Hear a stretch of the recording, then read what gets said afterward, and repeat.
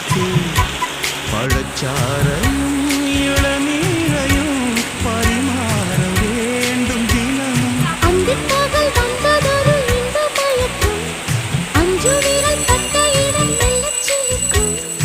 எங்கெங்கே தொட்டாலும் அம்மம்மா உற்சாகம் அங்கங்கே உண்டாகும். கன்னத்தில் கன்னம் வைக்க